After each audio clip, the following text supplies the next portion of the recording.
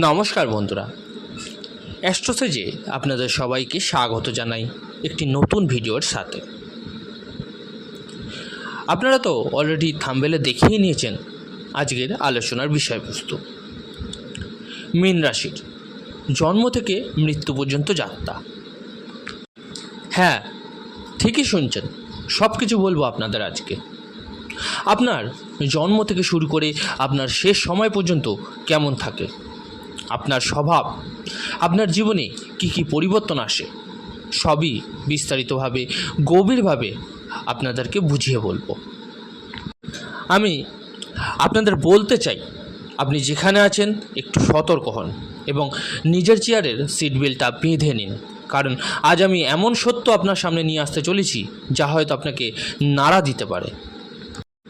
যদি আপনার মীন রাশি হয় বন্ধুরা, তাহলে কিন্তু আজকের এই আলোচনাটি অবশ্যই আপনার জন্য খুবই গুরুত্বপূর্ণ হতে চলেছে। আর যদি আপনার মীন রাশি নাও হয়, তবে যাদের মীন রাশি আছে আপনার পরিবারে, বন্ধুদের মধ্যে, তাদের সঙ্গে অবশ্যই শেয়ার করুন, ভালো করে শুনুন, বুঝুন ব্যাপারটাকে, যাতে আজকের এই সত্য তাদের কাছে পৌঁছতে পারে, তারা বুঝতে পারে আসলে মীন রাশি কী, কেন আপনার জন্ম মীন রাশিতে হয়েছে, কেন সেই দিন আপনার জন্ম হলো, আর সেই দিন মীন রাশিই কেন ছিল, এটা আপনাকে বুঝতে হবে। চলুন তবে জেনে নেওয়া যাক। বন্ধুরা, মীন রাশি যাকে বলা হয় মোক্ষের রাশি। মোক্ষের কেন? কারণ এটা শেষ রাশি। আপনাদের এখানে বলে রাখি, আপনারা যারা নিজেদের বাচ্চাদের প্রেডিকশান করাতে চাইছেন তারা অবশ্যই আমার টেলিগ্রাম চ্যানেল জয়েন করে নেবেন, লিঙ্কটা ভিডিও ডেসক্রিপশানে পেয়ে যাবেন। আর যে সকল বন্ধুরা নিজেদের রেমেডিস বা প্রতিকারের জন্য স্টোন ব্যবহার করতে চাইছেন তারা অবশ্যই এই ভিডিও ডেসক্রিপশানে আরেকটি লিঙ্ক দেওয়া থাকবে, একবার চেক করে নেবেন। নেওয়া না নেওয়াটা সম্পূর্ণ আপনার উপর, কিন্তু কী ধরনের জিনিস ব্যবহার করতে বলছি একবার দেখে নেবেন, আপনার উপকারে লাগবে। মূল আলোচনায় এবার ফিরে আসি। মেষ থেকে শুরু হয় রাশি। মেষ, বৃষ, মিথুন, কর্কট, সিংহ, কন্যা, তুলা, বৃশ্চিক, ধনু, মকর, কুম্ভ এবং সর্বশেষ রাশি মীন রাশি, যাদের অধিপতি অর্থাৎ রাশির স্বামী হন দেবগুরু বৃহস্পতি অর্থাৎ জুপিটার, এবং যাকে পদপ্রাপ্ত করা হয়েছে দেবতাদের গুরু রূপে, জ্ঞানে পরিপূর্ণ দেবতাদের গুরু, যার রাশি হল মীন রাশি। আর মীন রাশির প্রতীক চিহ্ন যদি আপনি দেখে থাকেন, দুটি মাছ বিপরীত দিকে চলে যাচ্ছে, বিপরীত দিকের দুটি মাছ, এটাই কিন্তু মীন রাশির প্রতীক চিহ্ন। এটি একটি ওয়াটার সাইন অর্থাৎ জলতত্ত্ব রাশি, এবং মীন রাশি একটি দ্বিস্বভাব রাশি, অর্থাৎ এখানে আপনার বোঝা উচিত যে এখানে তিন ধরনের রাশি হয়: চল, স্থির এবং দ্বিস্বভাব। চল মানে চলতে থাকা, স্থির মানে স্থির থাকা, এবং দ্বিস্বভাব মানে হচ্ছে দুটো গুণেরই কিন্তু মিশ্রণ। আর অগ্নি, পৃথিবী, বায়ু, জল, এই চারটে এলিমেন্টের মধ্যে এটি একটি জলতত্ত্ব রাশি। মানে এখানে চলও আছে, আবার দ্বিস্বভাবও আছে, আর আছে জলতত্ত্ব, এবং প্রতীক চিহ্ন হচ্ছে দুটি মাছ। এখন থেকেই কিন্তু এবার আসল মজাটা আসবে। চলুন, আপনার জন্ম হয়ে গেল বন্ধুরা, আপনার কিন্তু এবার জন্ম হয়ে গেল। আপাতত আপনার জন্মটা নিল কোন এনার্জিতে হল? ওয়াটার সাইন অর্থাৎ মীন রাশিতে। তখন আপনার পরিবার পরিজনের কী এনার্জি থাকে, আর আশেপাশে যারা আপনাকে ধরে তাদের কী এনার্জি থাকে? সবচেয়ে প্রথমে যদি তাদের ঘরে পরিবারে কোনো রকম টেনশান থাকে, কোনো মানসিক চাপ থাকে, কোনো কিছু সমস্যা থাকে, তাহলে তারা চঞ্চল হয়ে যায়। যারা আপনাকে ধরবে, ছোটোবেলায় কোলে নেবে, আপনার সঙ্গে থাকবে, সময় কাটাবে, তাদের এনার্জি হয়ে যাবে একটু চঞ্চল, ওয়াটার সাইন। আর একটা জিনিস, তারা আপনার ব্যাপারে দুটো জিনিস প্রেডিক্ট করবে। অর্থাৎ ভবিষ্যৎবাণী করবে। কখনো বলবে এ তো বড় মুডি, বড় শান্ত। কখনো বলবে বড় শান্ত, বড়ই কুল, সবসময় হাসে, একটা স্মাইলিং ফেস। আপনার চেহারা থেকেও মনে হবে ছোটোবেলায় বড় কুল, বড় কাম, বড় হাসি খুশি।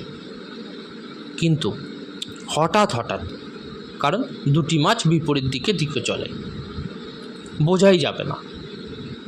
সামনের লোক আপনাকে জাজ করতে পারবে না, আপনার এনার্জিকে ধরতেই পারবে না। তখন কি হবে, আপনার সামনের লোক বলবে একদিন এক কথা বলবে, আরেকদিন আরেক কথা বলবে, এ তো বড় মুডি, আবার অন্যদিন বলবে বড়ই দুষ্টু।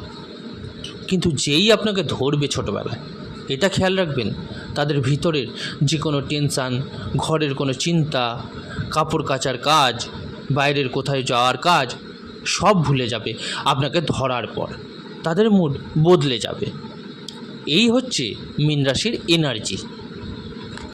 মীন রাশি হচ্ছে মুডি, নিজের মতো চলার, সবসময় সেটাই চেষ্টা করে।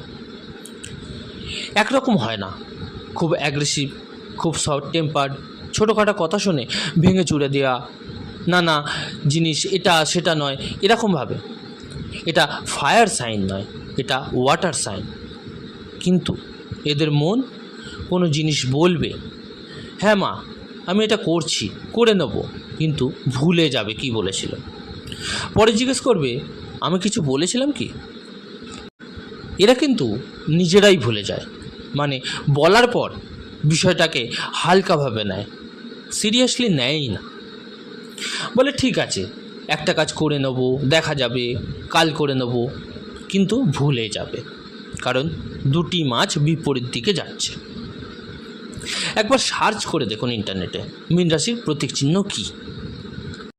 কারণ মঙ্গল আপনার ভাগ্যের স্বামী, তাই আপনার ভাগ্যের ওপর পুরো বিশ্বাস থাকবে।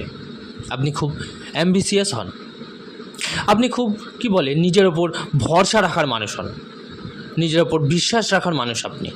কারণ আপনার ভাগ্যের স্বামী মঙ্গল, যিনি একদম বিশ্বাসী প্রকৃতির হন। আমি এই করব, একদম করেই ছাড়ব, এই জিনিসে আপনি কিন্তু স্থির থাকেন। এখন এদের দশম লর্ড তিনি হলেন বৃহস্পতি, যিনি এদের রাশিরও স্বামী। বৃহস্পতি এদের দশমেরও স্বামী।